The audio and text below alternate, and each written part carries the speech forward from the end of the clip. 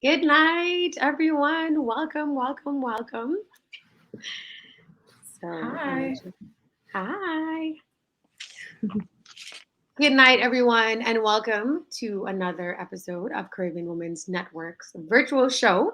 My name is Cara Donnell, and I am the founder of Caribbean Women's Network. Tonight is our last virtual event for 2022, so you know that we have to end the year on a high note. I'm really pleased to be sharing the virtual stage tonight with three phenomenal Caribbean women, all who I look up to, who have built empires in their respective industries. So, everyone, please give a very warm welcome to Solange Govia, Design Lead and Operation Manager of Tribe Group of Companies, and Zinga Oniwasan, who is a holistic health consultant, plant based chef, 500-hour celebrity yoga teacher, award winning blogger, and motivational speaker, and Daniel Edmond, who is the founder and owner of Dan's Distributors LLC, the parent company of Stay Golden Cosmetics. Hello, ladies. Welcome. Happy Wednesday. Hey. How's everyone doing tonight? How are you guys feeling? Feels great to be here. Thank you so much for providing this for us. Of course, I'm so happy to be here with you ladies. And I can't wait till we actually can do this in person. But for now, the Yeah. virtual stage will have to do. So Mhm. I'll let you guys go ahead and just tell us a little bit about yourself. So, Danielle, you're to my right on the screen, so we can start with you. Okay, so I'm Danielle. I am the CEO of Stable and Cosmetics and You Queen Organics. I like to think of these two brands as my children. Stable and Cosmetics is my wild child. She's pretty bold, pretty out there. She's not afraid to stand out from the crowd, and that is exactly what we are in the beauty world. Then we have You Queen Organics, which is the older sister of Stable and Cosmetics. She's more into self care. I would say that her slogan is self care for the modern gem, because that's exactly who we cater to, women like myself who are definitely wanting to feel on themselves as well as just ensure that their mental state is on check, especially in these times. I'm from the beautiful island of Jamaica, born and raised. I currently reside in New York. I would say that I'm a New Yorker by now. And yeah, like that's my spiel for the moment. Awesome. And we'll definitely be hearing more from her in a little while. Next up, we have Nzinga. Hi, my name's Nzinga Oniwosan. I am founder of Yes Baby I Like It Raw, as well as 365 Zing app, and a co-founder for Impact Hub Port-au-Prince, which is a co-working space based in Haiti. I am first gen Haitian American, and my work is centered around how do I empower people to be a better versions of themselves. Short and sweet. And next, we have Solange. Hi, my name is Solange Govia. I'm from Trinidad and Tobago, and I am the operations manager of the Tribe Carnival group of companies, and I am also has been a carnival designer for the past, I think, 12, 13 years. Yeah. Okay, so we got the Caribbean islands united. We have Jamaica, Haiti, and Trinidad and Tobago. Of course, I'm representing Trinidad and Tobago. So shout out everyone who is in our group chat. Drop some flags. Let us know where you guys are representing from as well. So let's start us off. I know that Nzinga will be speaking to us today about the importance of networking. So I'm really excited to hear more about this. So the stage is yours. Okay, sure. So I became an entrepreneur.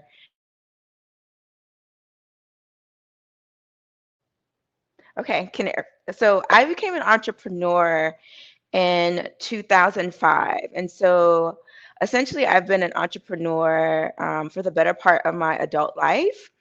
And in that journey, I have had several businesses, some which I had to leave to the side, and others that I've been able to maintain over this time.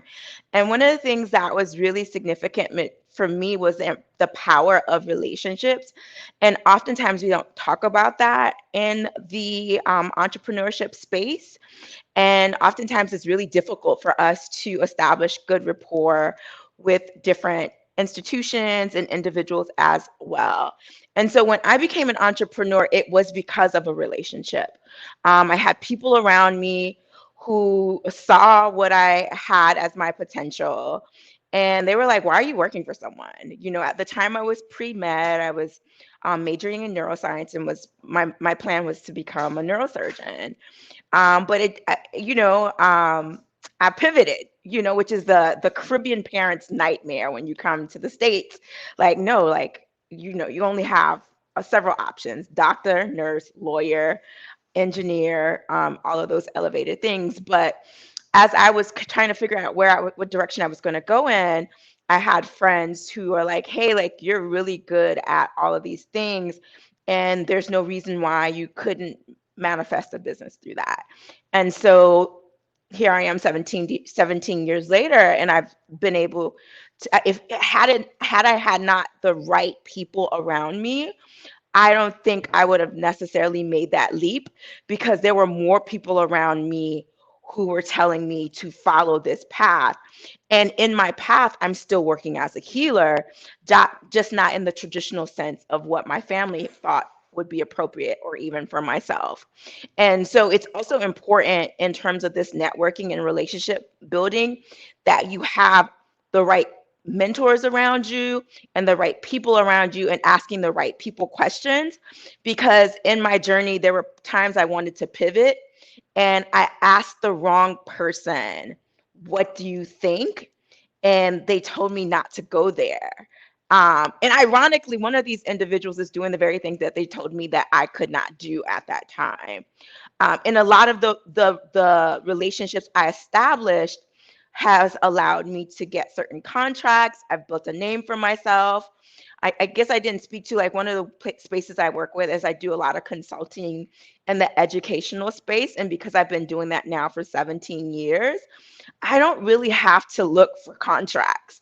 They kind of come to me because I've established a rapport in the field that I work in.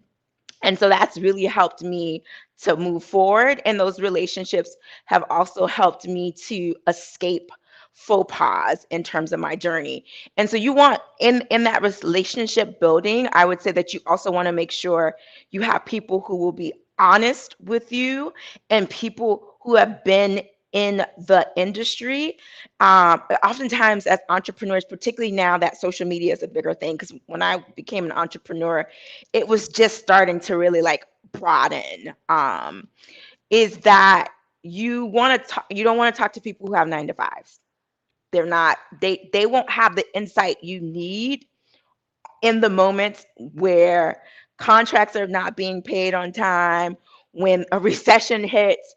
They're going to tell you, just get a job. And I'm not saying there's anything wrong with that. I think that I don't believe everyone should be an entrepreneur. It's not built for the weak.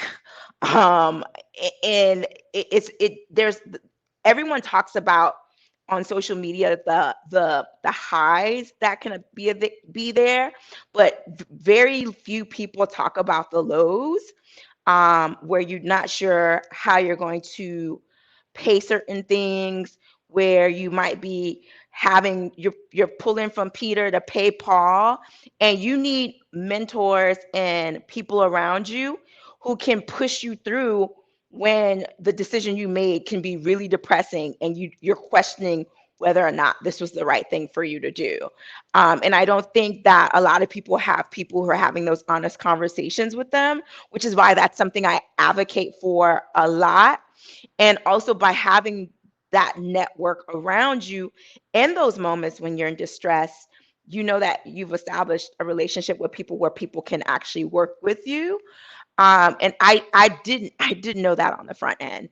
One of the things I learned over time and through my mentors is my business has a season.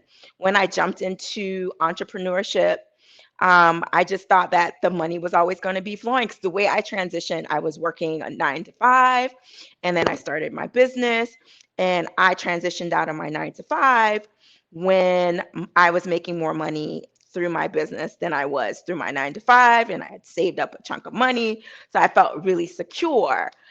But I had not worked in my industry for 12 months. And so the dead zone, as I call it, hit. And I was like, wait, what happened here? Like, what's going on. And so when I started to speak to my colleagues and started to establish a great sound number of mentors and people around me, they kind of gave me a better sense of like why there's value in having multiple streams of income. What would that look like? And I was able to not make as many mistakes because I had people around me who were like, hey, that looks great. Have you thought about that? Or they were able to speak on my behalf in terms of establishing a grant, getting access to a grant, or establishing a new relationship in terms of contracts, or even opening doors for me that I didn't know that were there to be opened. And I think oftentimes, particularly as women, we take for granted the value of relationships, and there's these stigmas around like, oh, women can't work together and all these things. But honestly, I will say that some of my most beautiful relationships that have opened tremendous doors for me have come by way of women, and those relationships cannot be one-sided. I'm really big on letting my network know each other, because then that's where we can have more access to things together. And I think that's really what's allowed me, particularly when I think about the work that I'm doing in Haiti, has allowed us to really do a lot with not so much. And so people will see us and think that we're like really like banging when it comes to finances, but we've just been able to relationship build. And my co-founders and I have our own personal relationships. And when we came together, we were able to hone those relationships in order for us to do the amazing work that we're doing now and on the ground. Want to ask me any questions about what I said? I don't have any questions for you directly, but we can definitely open up the floor. If anyone has any questions, you guys can most definitely drop it in the chat. I'm not sure if you guys can actually see the chat to the right on your screens. So if you look over on the far right, there is a chat happening. A couple of people have come in saying good night. Look, you ladies are looking beautiful, which I agree with. If you're on your phone, I think you might have to come out of the screen. I'm not 100% sure how it works with the phone, but there is a chat happening. And Zinga, thank you so much, though, for sharing that. I definitely agree that entrepreneurship is not for the weak. I myself have been an entrepreneur for about 11 years, and it has not been an easy road, especially in the entertainment industry, where it's a male-dominated space. But I would say that I wouldn't trade it for the world. I love the space Same. that I'm in. And although it has been difficult, I'm here for it. I'm here for the challenge. So thank you again so much for sharing that. Next, we have Daniel. So Daniel is going to be sharing with us about support systems, and of course the importance of that. Yeah, so I'm definitely going to go into the importance of just having good people around you. Um, Outside of just network, I'm talking about the persons that you call your friends, and the persons who are actively involved in your life. But before I hop into that, I just wanted to share my story, because while the topic is building an empire, I had no idea that's what I would have been doing when I started this journey, if I were to be completely honest with you. When I started, I want to say life, in Jamaica, I would say I was a teenager when I got the opportunity to model. And that's something that opened the doors for me, took me overseas and just into different environments that allowed me to look at things very differently. I was born and raised in Jamaica, and I went to school for healthcare administration and marketing in New York. But it wasn't until I went to Johannesburg where I was able to see what I consider Black wealth. And it's something that I have never seen before. And just from experiencing that, it allowed me to open up my mind a bit more, dreaming a bit bigger, instead of just thinking, okay, well, I could be a health administrator, even though that wasn't my true calling. A few years later, through modeling, I was able to go into the event planning space in Zimbabwe, Harare. It's literally an hour away from South Africa, where again, I was placed in these rooms, and just picture me at 20 years old in rooms filled with these Black men and women talking about them owning a gold mine or a silver mine or platinum mine. And I mean, like, that was crazy to me because I didn't think that that could happen to a Black person. And I want to say it changed my perspective from thinking small to actually thinking big and realizing that, hey, you know what? I can actually do something greater. Like, I'm capable. I see what I'm able to do. And with just testing that boundary, I was able to help lead in planning a Loot and Fire concert in Zimbabwe, which was amazing. But what it really showed me was just the bandwidth that I had with doing more as opposed to just modeling, because frankly, I didn't like it. Um, After that, because that was about 2020 going into 20, sorry, that's not 2020. When is this? 10 years ago. When was that? 2010? Yeah, going into 2011.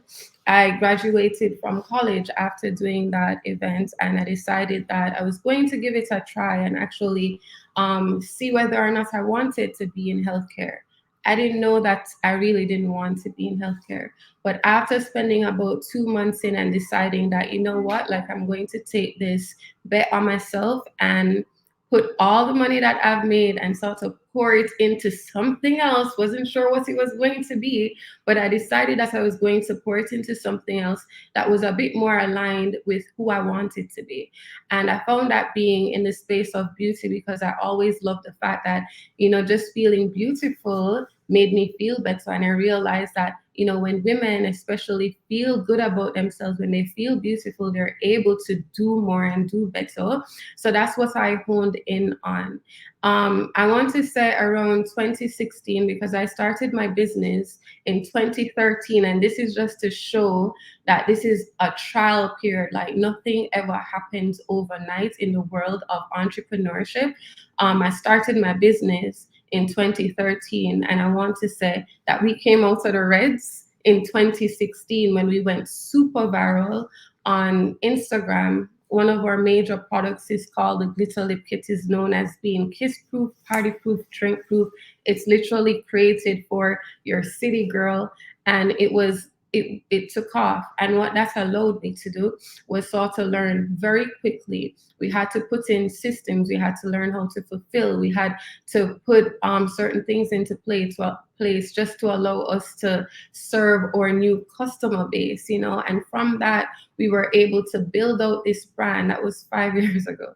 Build out this brand to what it is now, and really, really establish ourselves as more than just being this, I want to say, social media brand.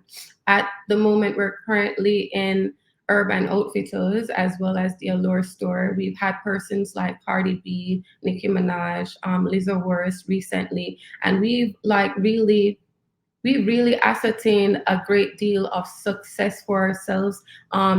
But a lot of people wouldn't have seen or wouldn't know the types of L's, and that's losses that, or lessons, I should say, that we've had to take just to get where we are. And I want to say that in those years of building out this business, one of the things that is super important, what I find is super important, is having good people around you, people with good intentions, because everyone else can be such a distraction. My lady said it earlier herself.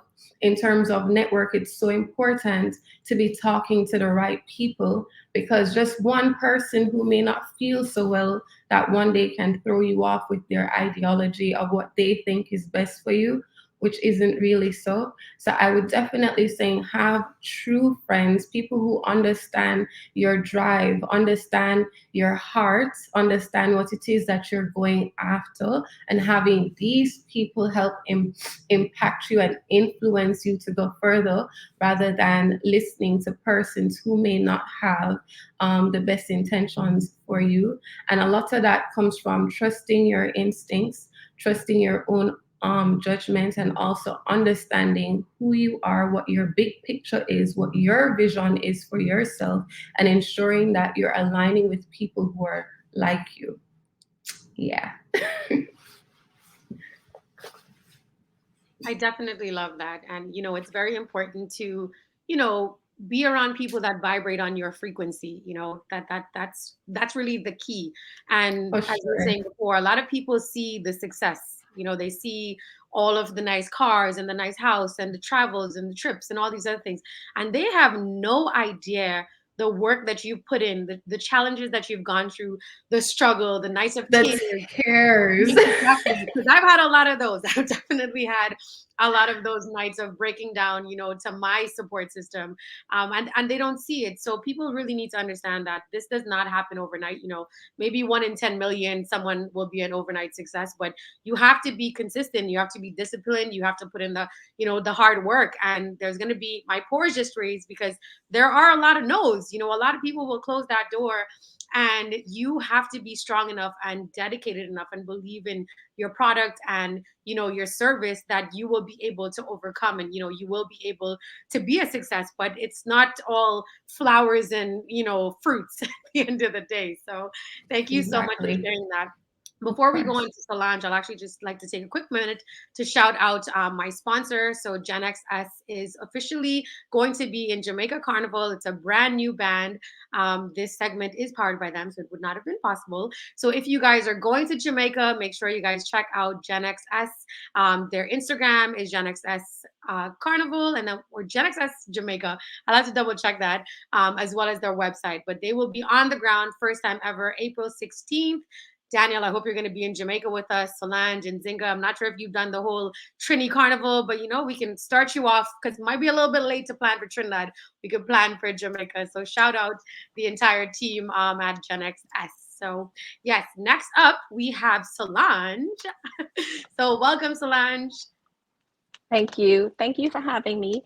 Well, I love that the topic that we're all speaking on, the realistic narrative of an entrepreneur, because I remember, and I feel this is why I try to show or tell my story on social media in a very authentic way, and not to sell a dream, because I remember sitting down, just short story, I remember sitting down in a baby shower, and it was like a group of 40 women, and everybody, they had like, okay, who has the most kids? You have to decide who has the most, who's living their dream career. And everybody, all the ladies said Solange. And I just like, I was so confused. I was like, you really think that I have the dream? Like, I have been pulling out my hair, I've been in tears. And I always, like, anytime I have any speaker events at any schools, I always tell them, I was like, do you remember that quote that they say that if you're working your dream job or if you're doing what you love, you're not going to work a day in your life? Wrong. Like, incorrect. You're going to have the days where you're going to want to quit. You're going to want to be like, this is it. I'm done. Like, I don't know. I can't speak for everybody, but I'm speaking for myself. There are those days. And to have a realistic overview of what really entrepreneur life is. You know what I mean? I'm talking specifically, obviously, in the design process. Like, a lot of the question that I get, like, definitely for the most people who, okay, I love carnival design. How do I get in this business? And I always tell people, listen, it's not as easy as you think. And you have many tools that I didn't have to my advantage, like social media. You could market yourself. You could definitely, with the TikTok and everything, you can market your capabilities and your crafts. Definitely tools that weren't there in my day. Not that I'm that old, but I'm just saying, in my day, I didn't have those tools to my access. So you could show people your talents. But if you're getting in this business and think it's easy and glamorous, it is not. It is not, it's not, it's not. So I'm glad that we're speaking in a very, authentic, real, honest way. Um, just telling you a little bit about my story. I started off just finishing a business degree. My entire family is a family of creatives. I knew I had a creative bone in my body, but I didn't know where to put that avenue. And then all of a sudden, fresh out of university, I was helping out a band named Tribe, helping them out while I was looking for a job. And that year turned into 2 years, turned into here is my career, because I was always that person who, in school, everybody knew what they wanted to be. Like everybody in university knew what they wanted to be. Like I wanted to be a doctor, I wanted to be a lawyer, I want to do this. I had no clue. Like, and I was scared. I was like, okay, so everybody's so sure of their path. And like, okay, Solange, you're like 20, like you need to make a decision. And I just didn't know. And look at how things happen. It definitely was not an easy ride. Like I started off as a customer service rep, but being somebody who is very customer oriented, and I will say I think that is my success as a designer and also a manager, is that I am very customer focused and customer driven. So yes, exactly what the ladies are speaking about, the other ladies are speaking about, where you are listening to the people speaking about you. However, you have to listen to your customer as well. So that is something that has been key to my success. And I was able to be like, okay, well, let me try my hand at design. You know what I mean? And was able to move up and elevate and increase, because there was no, as you say, there's no school for design. And also, when I'm not the kind of person where I've reached where I am right now, I still want to mentor and I still want to help people, because I didn't have those when I was wanted to design. I didn't have really a school, because there really is no school. And so I was creating avenues. That's why I came up with like the sip and create concept, just teaching people the basic skills of design, because there really is no carnival design class per se. And I obviously I want to put more focus on that, but again, balance of life. And being a entrepreneurial woman, it's like balancing all the, and a mom, being balancing all the.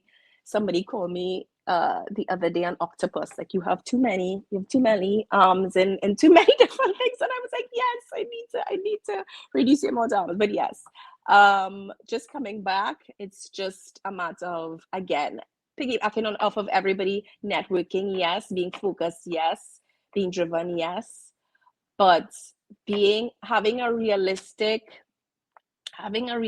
overview of what you want to achieve, and having a clear goal, and being authentic. I think that is, to me, where my success is coming from: authentic, customer driven, and of course my design skills. So yeah, that's me in a nutshell.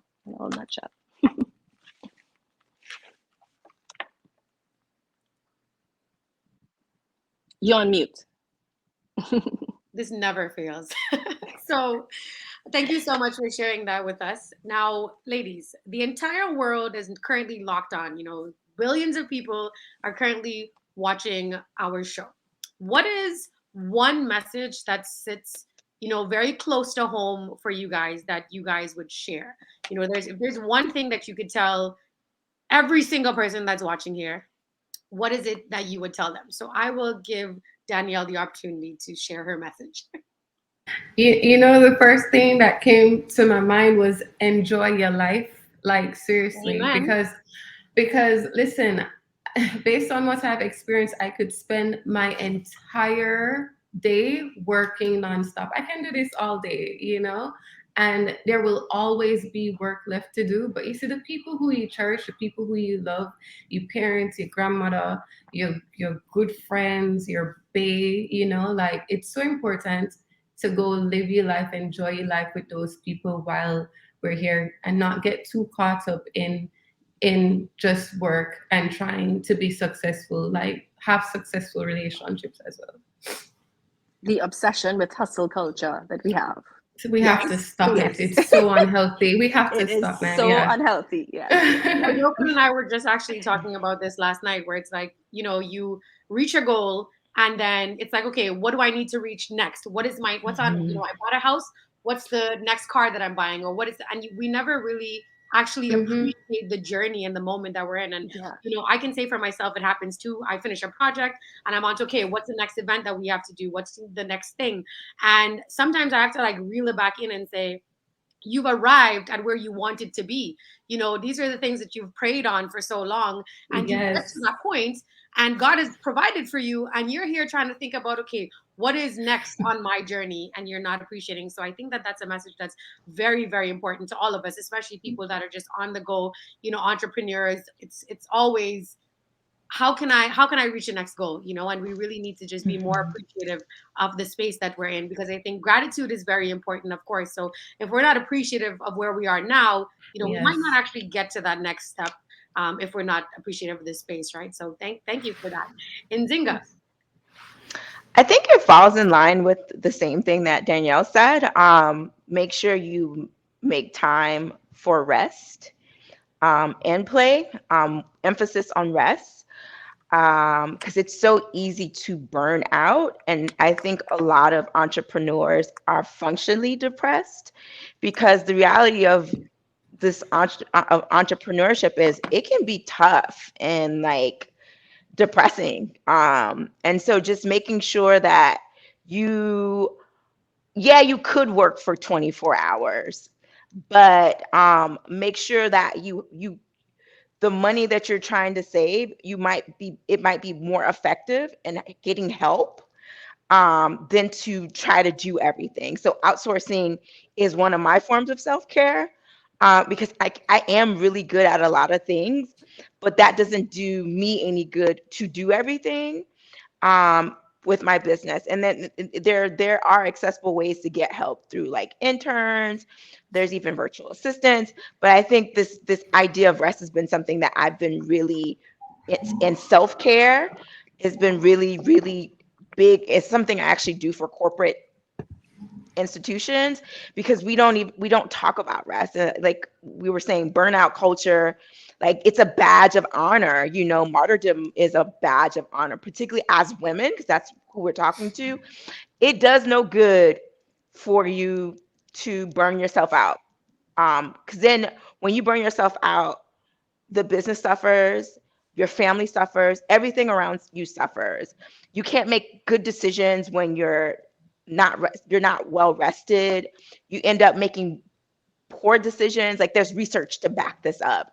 So make sure that while you're building out your business, like when I know I have my high season, and I then know that I have my low season. So I take advantage of the low season where I kind of save up, and I take that as an opportunity for me to vacation and to rest and to reflect on what I'm doing, so that I have like these moments to restore myself. And I think restoration is not something we really talk about in this entrepreneur space. And also knowing when to pivot, when to let something go. Because I think sometimes we're trying to prove to the world that this way was the way. And sometimes God, the universe, whatever you call it, has something bigger and better for what you're doing. And we're holding on to something that is completely not good for us, physically, mentally, and spiritually. And if we would just take an opportunity to rest, evaluate, and make a choice, maybe a different choice, then we have better outcomes. I love that. Yes, so do I. Definitely love that. We are all Caribbean women. So my question to you ladies is, what does being Caribbean mean to you? Anyone can go ahead. This is the Caribbean Women's platform. Yeah. And Caribbean people, we are vibrant, we are resilient, we are beautiful, we are creative. So, we are very unique in our own right. So what does being Caribbean mean to you? I mean, the first thing that popped in my mind was we are definitely rich in culture. And for me, I have to also advocate for other Caribbean creatives and also other Caribbean cultural forums. So for me as a Caribbean woman, that's be a part of it. And also you have to be a part of it, like growing as well. So that's kind of, I don't know if that's the answer you're looking for, but that's There's what came no in right my or wrong mind. answer. It's what resonates with you. So that's perfect. Danielle? Okay, so I mean, I feel like we are so dynamic that there's not even like any sequence of words that I could use, because it's like we're colorful. Yeah, we are very colorful. But one of the things that I love about my culture, and I'm just going to just talk about Jamaica for a bit, Jamaican girl in the building right now.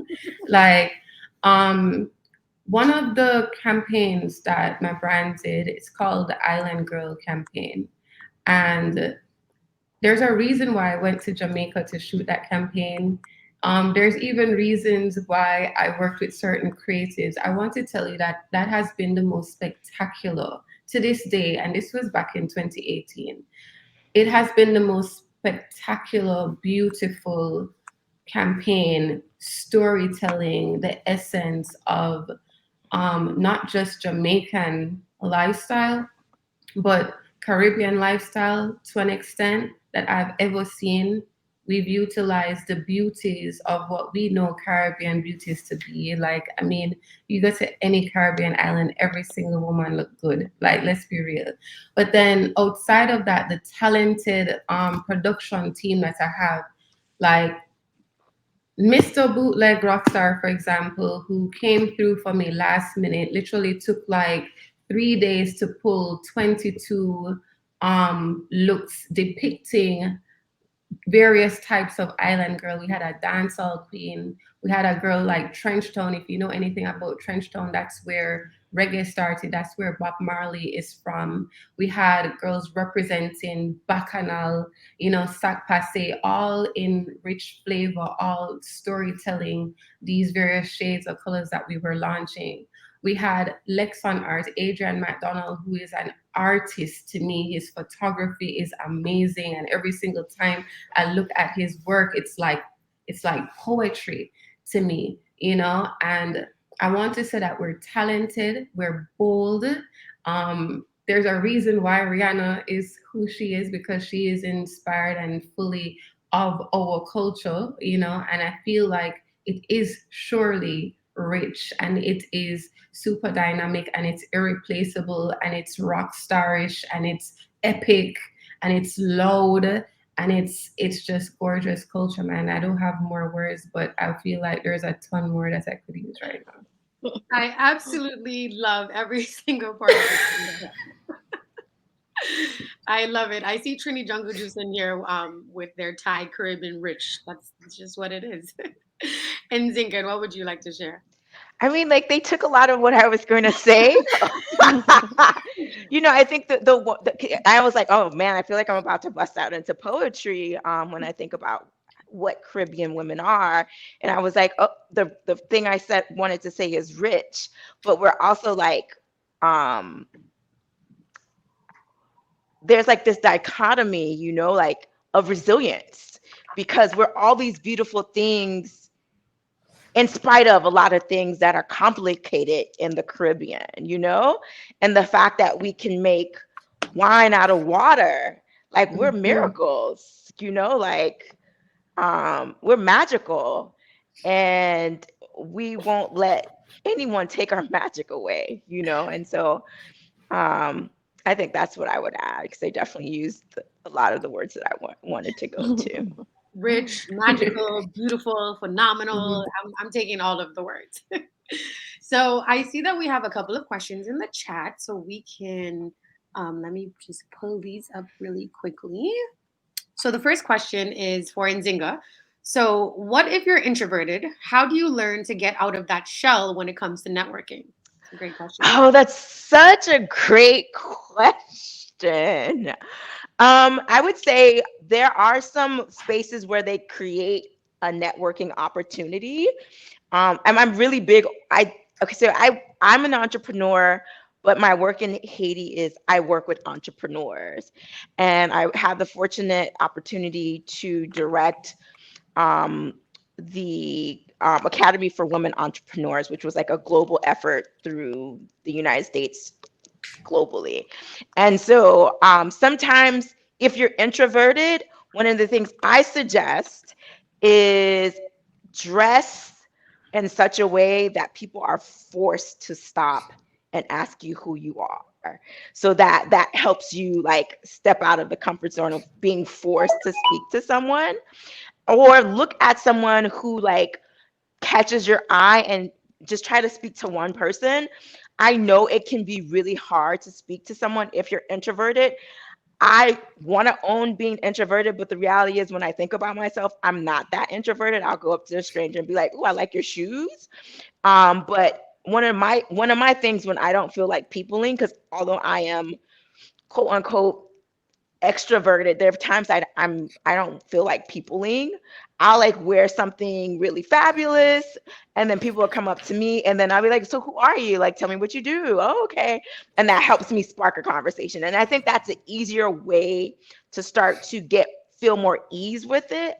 And also go to networking events that that they have intentional activations or icebreakers to help foster and nurture those opportunities to speak to someone. Like one of the things I like to do is a networking bingo where you have to find someone in the room who fits something that's in the box, And so that's I one of the usually ways that do that for my women's event. Sorry to cut you, but I usually give everyone the wrong name tag, and you have to go find the person that has your name at my yeah. event. Yeah, so I do a That's bingo good. where it's That's like this good. person was born in the country, this person is this, and it's fun because it lightens the air. Because networking can kind of be dense sometimes, and intimidating. Because some people, particularly like, let's be real, as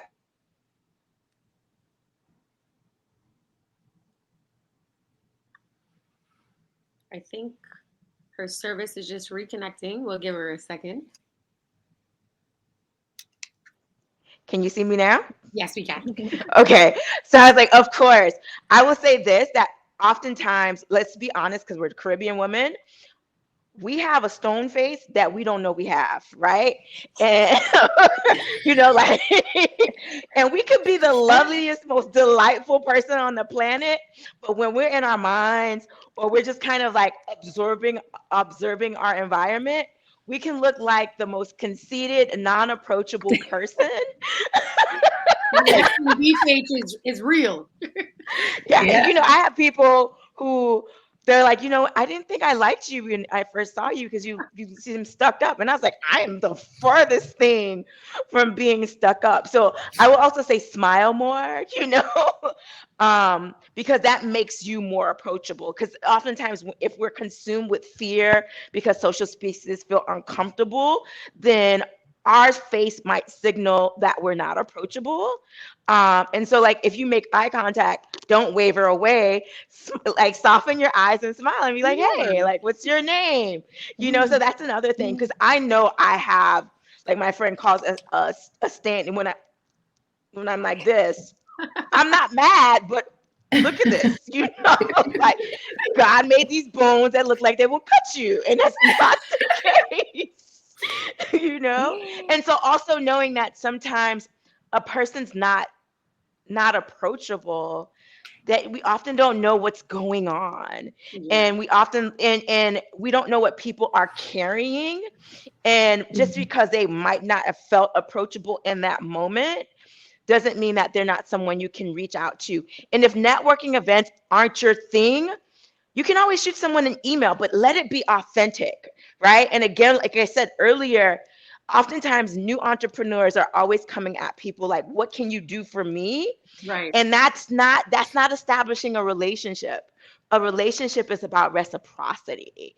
And so sometimes your first couple of networking events might just be absorbing the space and just feeling it out. And not every networking space is the space for you. Not every event is the space for you. And I think sometimes the way networking is sold, it's like every space has value and every space does not have value.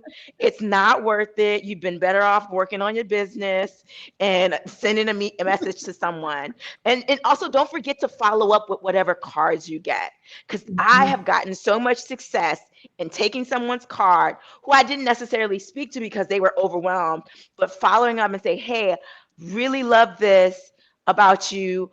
Research them a little bit more so you can be sure that this is someone you want to know, and send an authentic message. And that can be more far reaching than these networking spaces where that person's probably overwhelmed and you can't even establish a good rapport with them. Wow. I Yeah. love that. Yeah. Thank you so much. So the next question we have is for Solange. How do you deal with the pressure of the carnival industry, and how do you garner support from female peers? So, I guess, wait, I thought I was on mute there for a second. Yeah. How do I deal with the pressure? I don't think I deal with the pressure. And then you end up becoming somebody who is like, it has to be a deadline oriented. Like Carnival Nursery has made me a deadline oriented person where I don't have a deadline that we need to finish this by, we need to do this by, then I will be a procrastinator and complete. So that is what that pressure has created in me. Like So you you've have to gotten get it better at done. time management through this journey. Yes and yes and no. If you believe in procrastination, I don't. But definitely work on deadlines. But again, I love that they mention like how do I lean on my peers, because I would not be where I am today without other women and women on my team. Um, like everybody has said, it is the entrepreneur is not just yourself. Yes, you have to be focused, etc. But you always have a team of women around you. And most of my team, like I think majority of my team, 90% of my team is women. You know what I mean? Women, sorry. And I would not be here without my team. You know what I mean? I would not be who I am without my team. You know what I mean? So I think, how do I deal with the pressure? It's about balance, I think. And I think it has driven me to become somebody, I guess, like as you say, deadline oriented and very hyper focused, to the point where I don't even know how to relax sometimes. Relaxing is important, rest is important, but sometimes I feel like, again, this obsession with hustle culture, it's like you don't know how. So you have to fight that balance too. You have to continuously fight that balance. And that is where you have to rely on your team. And I have always said, and I will say it again, the only reason I'm a success is because I have the right people around me, which is what everybody's saying. I have the right team of women, and I have the right support system as well. Because again, if I didn't have the family support system, I wouldn't be here either. So I think that's how I deal with the pressures, because with the family and friends that I have, failure is not an option. Failure is not an option. And when I feel like I'm slipping in that dark hole myself, I have people around me that are going to pull me out and be like, all right, cool. Yeah, no, no. And that's important, because I have been, and I guess the pandemic, as a creative in this pandemic, and you're not a necessary service, I was slipping in that dark hole. I was like, I chose a career that really is not a necessity. And am I gonna design masks again? Like, why did I choose this career? Why didn't I just go and work in a bank? Why didn't I do something with my degree, as opposed to I'm sticking gems and I'm giving, you know what I mean? Like, I'm doing this and I'm just like, did I choose the right thing? And I find myself slipping.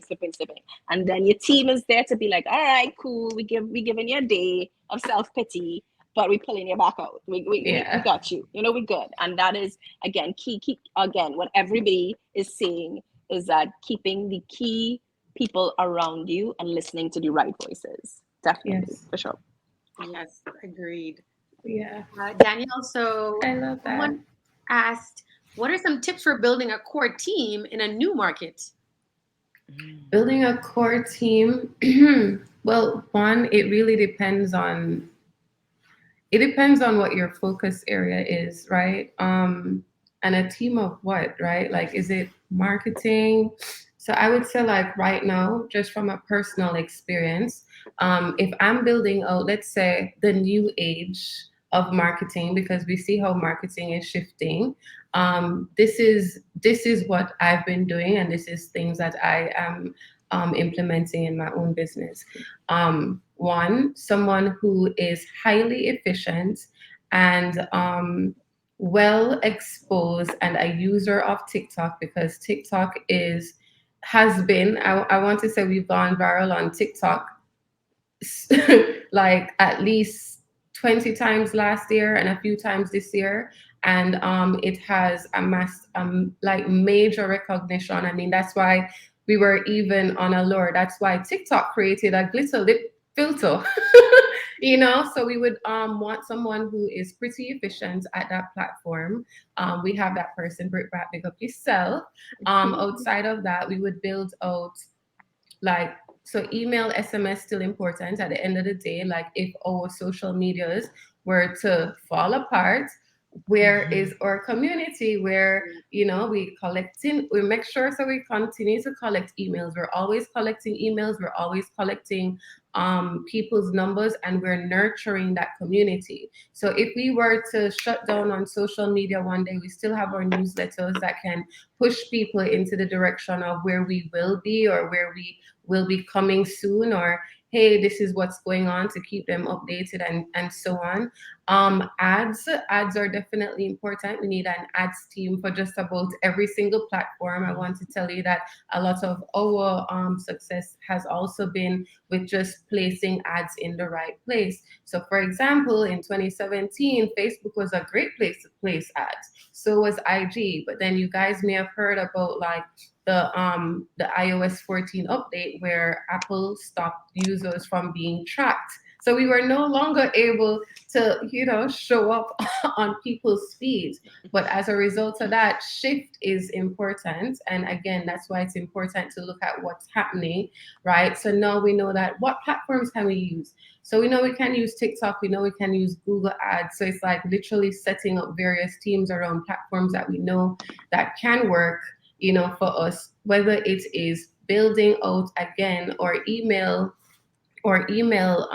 list, or just making people more aware of the brand.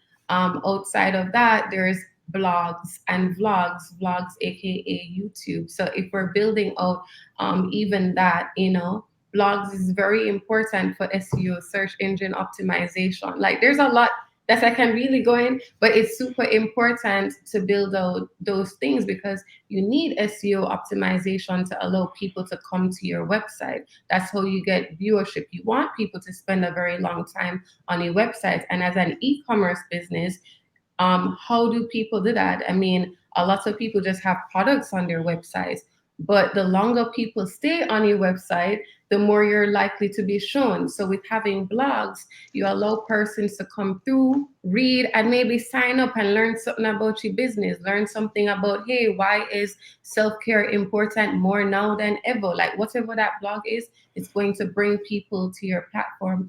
And then also through blogs, you want to put people on YouTube, because we know that YouTube is, I think it's the number 2 search engine, right, outside of Google. You want to be on YouTube. You want to be present on YouTube. You want persons to be able to find you on YouTube. And then there's the whole world of Amazon, where Amazon is literally the third top search engine right after YouTube. That's why so much people are putting, or I want to say businesses are putting their products on Amazon, because when people are searching, for example, gifts for my girlfriend for the holiday, literally an Amazon item is gonna pop up.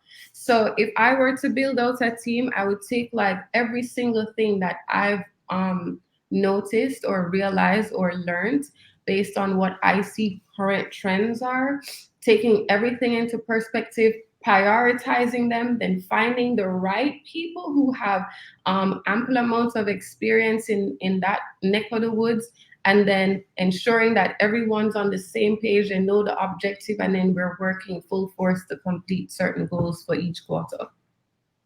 Yeah. That was very detail oriented, and I think that it will be very helpful for that person that just asked that question. So thank you. It's a lot. It's a lot, but it's very good information that's necessary. So thank you so much for sharing that. We have 3 more questions before we go.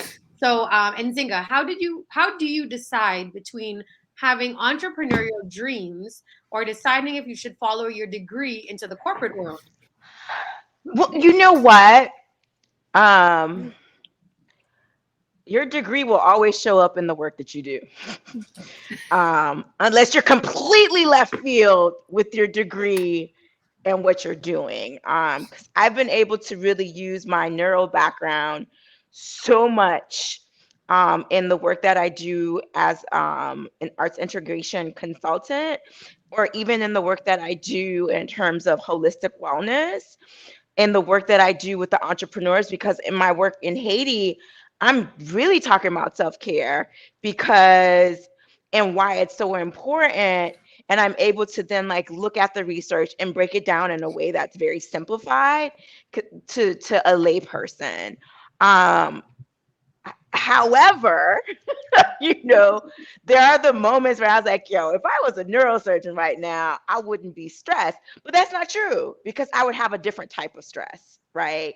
Malpractice, long hours, all of those things. And so there has to be a point in your decision that you have to be okay with it. And I think it can be really hard, especially if you're still trying to meet your parents' expectations.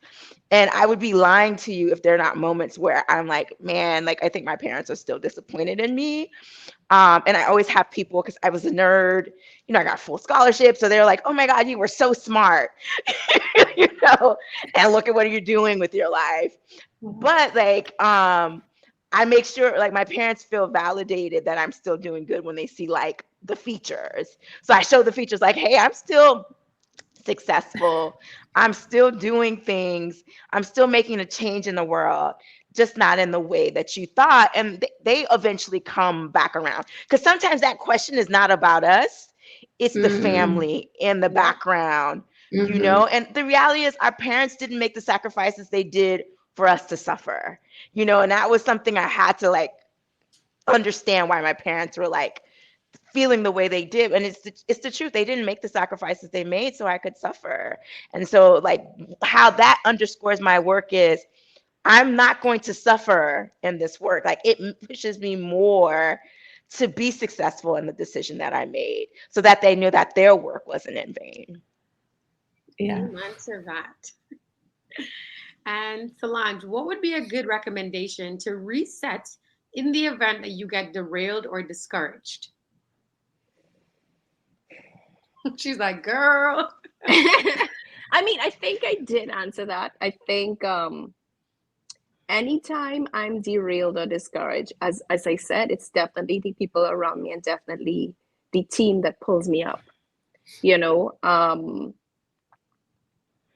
So yeah, I feel like I answered that already, because that's I'll add to that. So how Yeah. do you typically, because you are a mom, a wife, and obviously you have your own business as well as the other stuff going on. So how do you balance that? Because I think that that's also something that a lot of women find it hard to do, because, having kids alone, when I think about it, I don't have any kids, and I sometimes can't fathom having kids and doing what I do. So, what does that balance look like for you?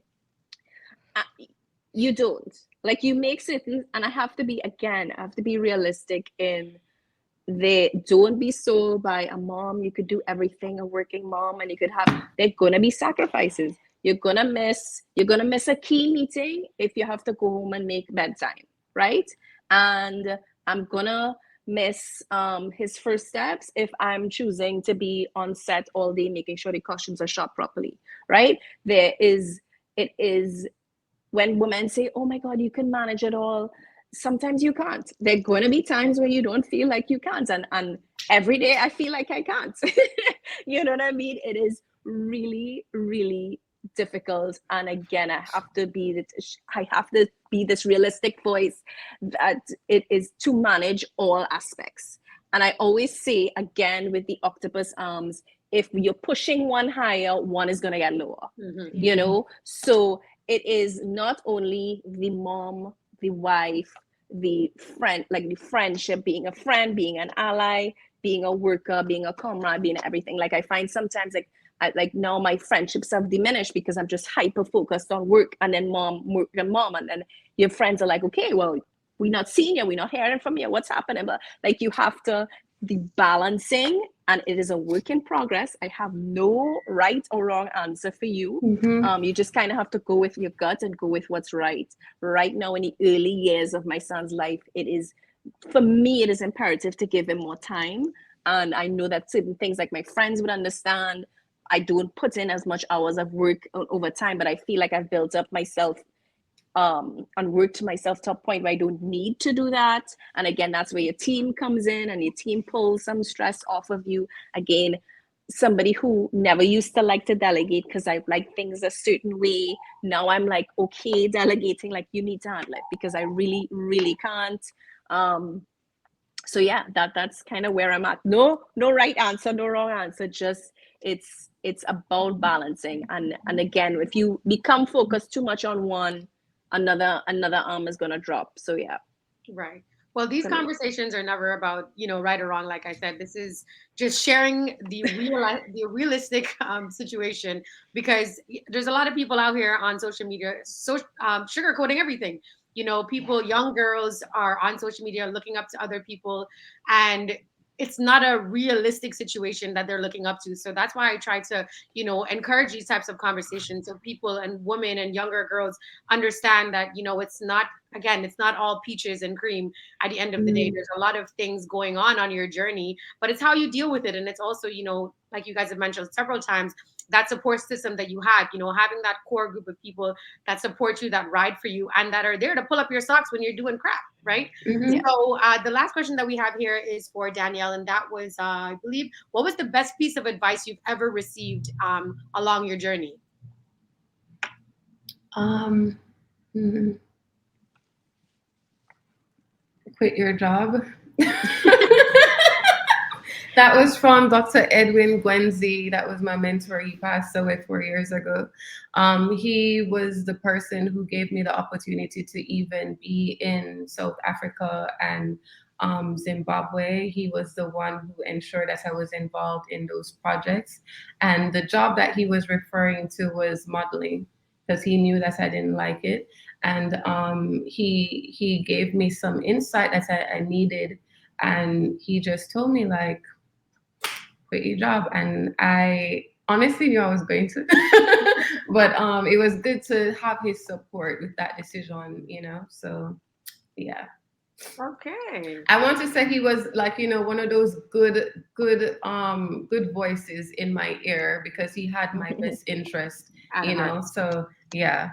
So yeah. Okay, there's actually one last question that I will ask all of you guys, because I think each of you would have a different answer, which is, if you can change one aspect of your career, what would it be? For me, I'm I not don't changing think anything.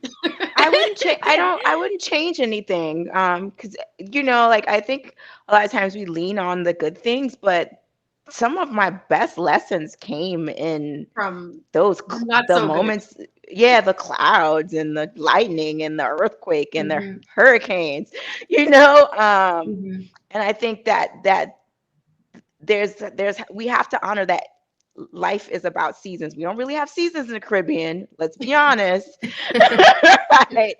But it's not summer everywhere. And even in the Caribbean, we have rainy season, and we shift in those times, and it makes us more flexible and more Hmm. resilient over time. So Yeah, and I agree there. I wouldn't change my story, because it is what brought me to where I am.